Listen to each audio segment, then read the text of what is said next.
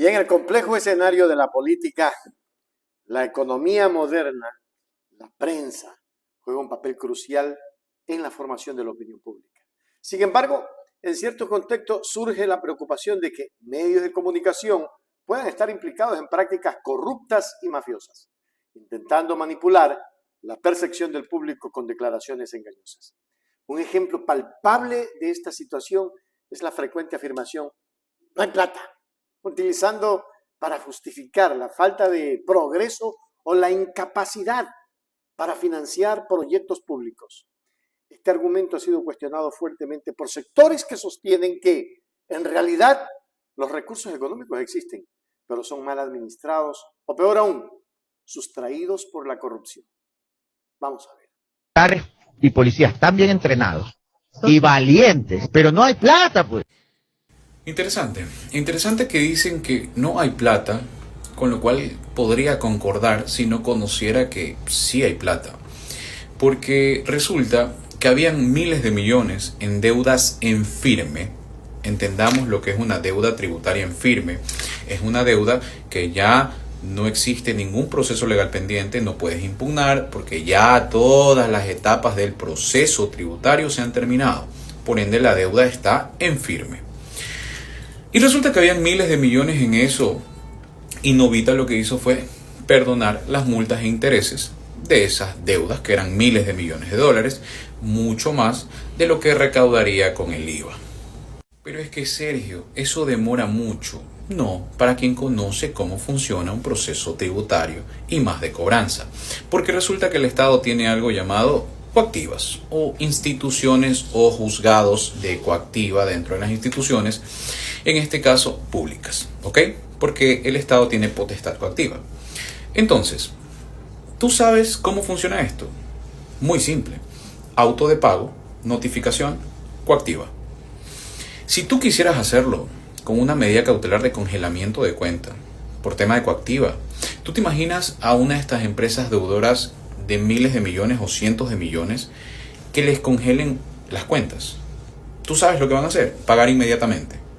Eso es lo que van a hacer. Y tú me dirás, sí, pero después pueden impugnar y demás. No, si se hace el proceso coactiva como debe ser, porque son deudas en firme. Es decir, deudas que no tenían ningún proceso legal pendiente, para que se entienda. Entonces, imaginando que tenemos un presidente al que le interesa el pueblo, lo que haría este presidente es llamar al director del SRI y decirle: oye, flaco, me cobras todas las deudas en firme que estén pendientes, le metes una coactiva a toditos respetando el debido proceso, por algo te puse ahí, tienes que saberlo, así que ejecútalo inmediatamente, ¿ok? Las deudas en firme, y congélale las cuentas a quienes me deben para que tengan que pagar, y de ahí verán lo que hacen. Aunque, repito, no existen temas pendientes porque son deudas en firme, ¿ok? Habían miles de millones de eso, y eso es lo que haría un presidente al que le interesa el pueblo. Y créanme que se los dice alguien que conoce bastante el tema, porque ha visto que el SRI inclusive pone deudas en firme cuando ya existen demandas, diciendo que no los habían notificado. Porque cuando tú demandas, obviamente, y se te acepta la demanda, te puedes rendir caución, y con esta caución se suspende cualquier tipo de acto administrativo, porque ya estás en una serie jurisdiccional, en este caso judicial. En ese momento yo he visto al SRI como en un día te congelan la cuenta. Obviamente se equivocan porque no deben de hacerlo, porque está suspendido el acto. Acá hablamos de deudas en firme, por si acaso. O sea, ya terminaste todo lo legal. Y repito esto para que los tontitos con iniciativa que no conocen este tema, pero les encanta opinar de cosas que no saben, no digan, no, pero es que eso demora porque hay temas legales y abogados y eso. No, hablamos de deudas en firme. Entonces, mis queridos medios derechistas, y les digo así porque apoyaban a Lazo y ahora apoyan a Novita, dejen de romantizar el tema de que quieran subir el IVA con el tema de la guerra. ¿Por qué no? Lo que quieren hacer es meterle la mano al bolsillo de la gente, y no como deberían de hacerlo. Todos, arrimar el hombro, pero sobre todo los que les debían al Estado miles de millones de dólares, pagar, porque eran deudas en firme. Ahí tendrías mucho dinero como para sustentar la guerra que quisieras. Simplemente es preferible joder a la gente como siempre y no joder a tus panas. Esa es la realidad. Así que dejen de meterle el dedo a la gente y de romantizar esto. Porque para rematar, el ministro de Finanzas dijo que si no subían el IVA no podían pagar los sueldos. Es decir, este dinero ni siquiera va a estar garantizado al 100% para la guerra que tenemos. Eso es lo que cabrea, la mentira. Y ustedes que colaboren romantizando este tipo de mentiras. Y seguirán repitiendo que no hay plata. pero sí quieren gastar 60 millones de dólares en una consulta popular inútil que se puede hacer a través de la asamblea, e inclusive que no va a servir para nada porque no es un referéndum sino un plebiscito. Es decir, el referéndum cambia directamente la norma que quieres cambiar si la gente la aprueba. El plebiscito lo que hace es: estoy de acuerdo con esto, ok, creen una ley, mándenla a la asamblea para que recién después de discutirse se pueda ejecutar lo que yo deseo. Lo puedes hacer desde ya, sin gastar 60 millones de dólares, pero ahí sí plata. Para un baño de popularidad del presidente, sí hay plata. Cuando todo lo que está en esa consulta popular se puede hacer por vía de la asamblea. En todo caso, hay plata cuando quieren y no hay plata cuando les conviene. Soy Sergio. La gestión del expresidente del Ecuador, Rafael Correa, es a menudo citada como un ejemplo de cómo el manejo adecuado de los recursos puede traducirse en beneficios tangibles para la nación. Bajo su administración, se realizaron inversiones significativas en proyectos de infraestructura, particularmente en la construcción de hidroeléctricas. Estas obras no solo representaron un avance en términos de energía renovable y sostenibilidad, sino que también demostraron que cuando se evita el desvío de fondos públicos, es posible llevar a cabo proyectos ambiciosos que benefician a toda la sociedad. Y es que definitivamente esta perspectiva desafía la narrativa frecuente promovida por la prensa, que insiste en la escasez de recursos como una limitante inmutable para el desarrollo. La experiencia durante la presidencia de Correa sugiere que la disponibilidad de fondos no es necesariamente el problema central.